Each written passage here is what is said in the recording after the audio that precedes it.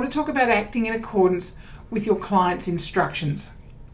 Now, this is kind of a property management issue, and that's where it's come from in terms of why we're talking about it today. And Clause 9 of the Rules of Conduct talks about an agent must act in accordance with the client's instructions unless it would be contrary to the Act or the regulations or otherwise unlawful to do so. Okay, so we're not allowed to do anything illegal. We've got to act in line with the client's instructions.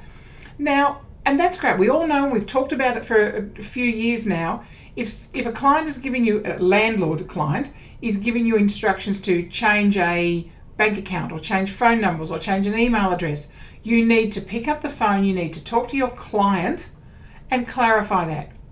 So let's now define client. Are there two people on title? Your client is two separate people. Are there 5 people on title? You have 5 separate people to speak to. If there is one person on title, fantastic. That's the person you're speaking to.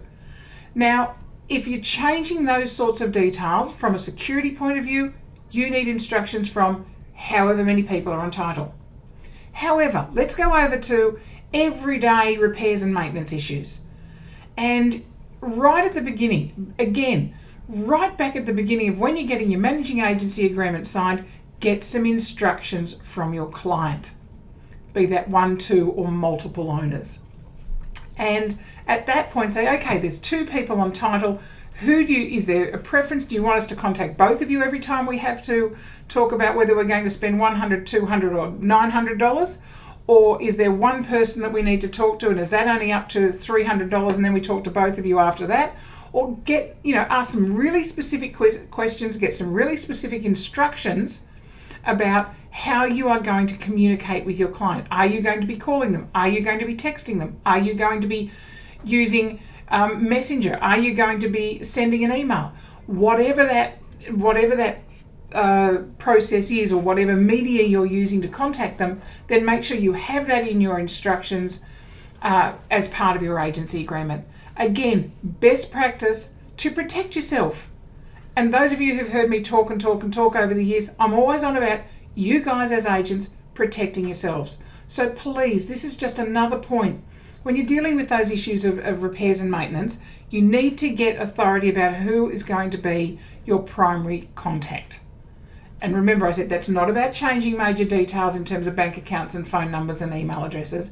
This is about your repairs and maintenance issues. Who is your primary contact for this particular deal? And it's ongoing. It's this year, next year, any year.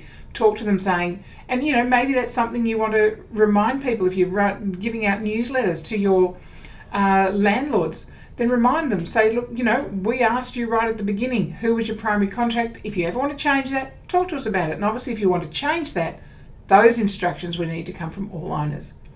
Just be careful about from whom you are taking your instructions.